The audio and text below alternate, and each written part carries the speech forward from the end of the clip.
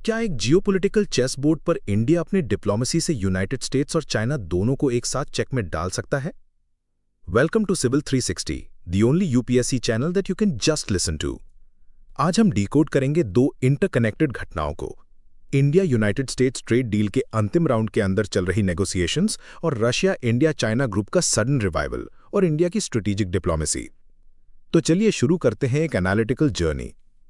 India और United States के बीच trade negotiations को नई बात नहीं है, लेकिन 2025 में जो डायनामिक्स हैं वो पहले से कहीं ज्यादा कॉम्प्लेक्स और क्रिटिकल हैं।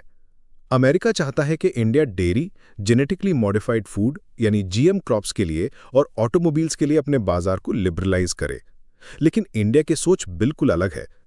भारत की इकोनॉमी अभी भी लार्जली एग्रीकल्चर पर आधारित है। लगभग 50% पॉपुलेशन अभी भी खेती से जुड़ी हुई है। ऐसे में अगर डेयरी प्रोडक्ट्स या जीएम फूड को अनकंट्रोल्ड एंट्री मिल जाती है तो ये स्मॉल फार्मर्स और घरेलू उद्योगों के लिए खतरे की घंटी होगी।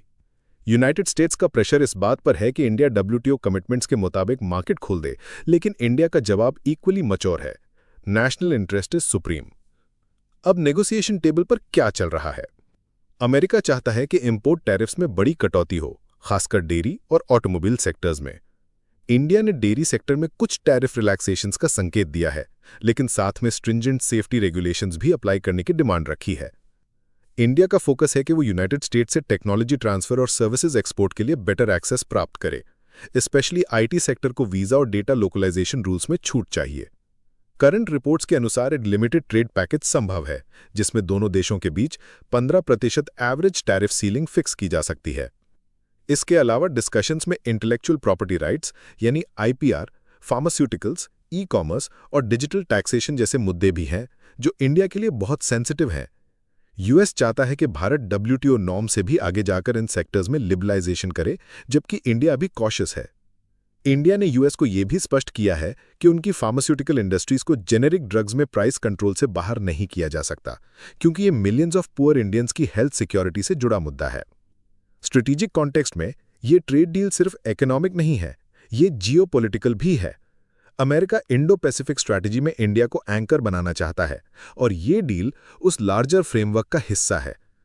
अमेरिका इंडिया के यूथ डेमोग्राफिक और मार्केट को चाइना की मिलिट्री और इकोनॉमिक एक्सपेंशन को काउंटर करने के लिए इस्तेमाल करना चाहता है। रशिया, चाइना और इंडिया तीनों देशों की एक समय एक स्ट्रेटेजिक ट्रायंगल मानी जाती थी, लेकिन पिछले कुछ वर्षों में Ukraine war, Galwan valley tensions और क्वाड की वजह से ये ट्रायंगल काफी अस्थिर हो गई थी। फिर भी 2025 में रशिया ने अचानक फिर से इसे ग्रुपिंग को रिवाइव करने की कोशिश की है। रशिया चाहता है कि ये फोरम सिर्फ कंसल्टेटिव ना होके स्ट्रेटेजिक बने, स्पेशली जब नेटो और यूनाइटेड स्टेट्स रशिया पर प्रेशर डाल रहे हैं। वहीं चाइना इसे इंडो पैसिफिक में काउंटर बैलेंस के रूप में देख रहा है। इंडिया का response extremely smart. External affairs ministry ने साफ कहा कि ये सिर्फ एक कंसल्टेटिव प्लेटफॉर्म है, कोई स्ट्रेटेजिक या मिलिट्री अलायंस नहीं। India neither committed to any joint military doctrine nor any geopolitical alignment, लेकिन उसने मीटिंग अटेंड करके सटल मैसेज जरूर दे दिया कि हम कंप्लीटली यूएस कैंप में नहीं है। अब सवाल है, इंडिया को इस फोरम से क्या फायदा? Number 1, diplomatic leverage. India west के सामने ये दिखा सकता है कि वो स्ट्रेटेजिक ऑटोनॉमी रखता है। यूनाइटेड स्टेट्स को ये सटल रिमाइंडर है कि इंडिया के पास ऑल्टरनेटिव डायलॉग्स हैं। नंबर 2, रशिया से एनर्जी डील्स और डिफेंस इंपोर्ट्स। इंडिया अभी भी रशियन ऑयल का सेकंड लार्जेस्ट इंपोर्टर है। ये ग्रुप उस इकोनॉमिक रिलेशन को डिप्लोमैटिक शील्ड देता है। नंबर 3, चाइना के साथ soft communication channel.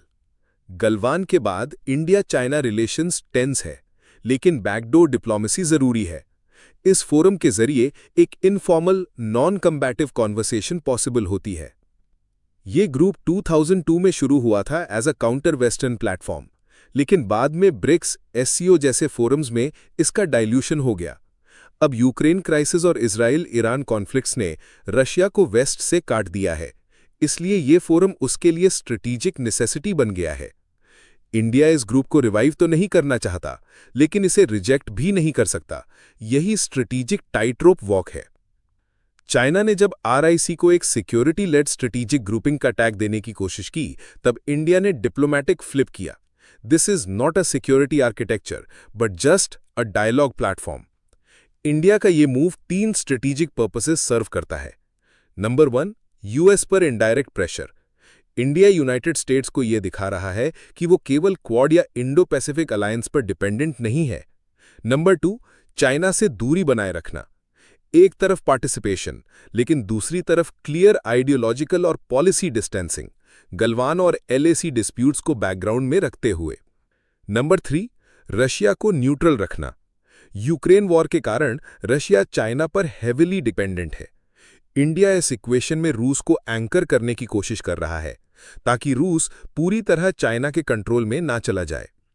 Diplomatic master stroke. India की डिप्लोमेसी में अब ट्रांजैक्शनल नहीं, स्ट्रेटेजिक रियलिज्म है। ये नेहरू युग की नॉन अलाइनमेंट पॉलिसी नहीं है, ये है multi alignment. India simultaneously Quad, SCO, BRICS, I2U2 और इंडो पैसिफिक इकोनॉमिक फ्रेमवर्क जैसे अलग-अलग, कभी-कभी कॉन्ट्रडिक्टरी ब्लॉक्स में हिस्सा ले रहा है और किसी एक में पूर्णतः अलाइन नहीं हो रहा। भारत अब उस मुकाम पर है जहां उसे किसी कैंप की जरूरत नहीं, बल्कि उसके आसपास कैंप बन रहे हैं। Let's talk hard economics now. India की मैन्युफैक्चरिंग कॉस्ट अब चाइना से कम हो चुकी है। चाइना की एवरेज लेबर कॉस्ट है $8 पर आवर। इंडिया की एवरेज लेबर कॉस्ट है $2 पर आवर। और यही कारण है कि एप्पल जैसी ग्लोबल कंपनीज अब मैसिव प्रोडक्शन शिफ्ट्स कर रही हैं। तमिलनाडु में फॉक्सकॉन ने आईफोन असेंबली प्लांट में इन्वेस्टमेंट बढ़ाया है। उत्तर प्रदेश और गुजरात में सेमीकंडक्टर और इलेक्ट्रॉनिक्स मैन्युफैक्चरिंग क्लस्टर्स डेवलप किए जा रहे हैं। मेक इन इंडिया 2.0 अब ये सिर्फ स्लोगन नहीं है, ये एक फुल ब्लोन पॉलिसी इकोसिस्टम है। Schemes like production linked incentives for electronics, solar, textile sectors, ease of doing business rankings में इंडिया की स्टडी राइज, जीएसटी सिंप्लीफिकेशन और डिजिटल इंडिया स्टैक जैसे रिफॉर्म्स। यूनाइटेड स्टेट्स के साथ ट्रेड डील अगर sign होता है तो ये ग्लोबल इन्वेस्टर्स के लिए एक सिग्नल होगा। India is not just an alternative to China, it is the next big thing. कोविड-19 और यूक्रेन वॉर ने ग्लोबल सप्लाई चेन्स को शेक किया। अब वेस्ट की कोशिश है कि वो सप्लाई चेन्स को डाइवर्सिफाई करे और यहाँ इंडिया एक स्ट्रेटेजिक पार्टनर बन सकता है। वियतनाम और इंडोनेशिया को भी कंसिडर किया जा रहा है, लेकिन इंडिया की साइज, स्किल्ड लेबर और डेमोक्रेटिक स्टेबिलिटी अनमैच्ड है। ये रहा एक सवाल हमारे सभी व्यूअर्स के लिए। India United States trade deal में कौन सा सेक्टर सबसे ज्यादा सेंसिटिव है? ए फार्मास्यूटिकल्स, बी एग्रीकल्चर, सी टेक्सटाइल्स या डी डिफेंस? अपना जवाब नीचे कमेंट करें। अगर ये वीडियो जानकारीपूर्ण लगा हो तो लाइक करें, शेयर करें और सब्सक्राइब करें सिविल 360 को। मिलते हैं अगले एपिसोड में एक और जरूरी मुद्दे के साथ। धन्यवाद और जय हिंद।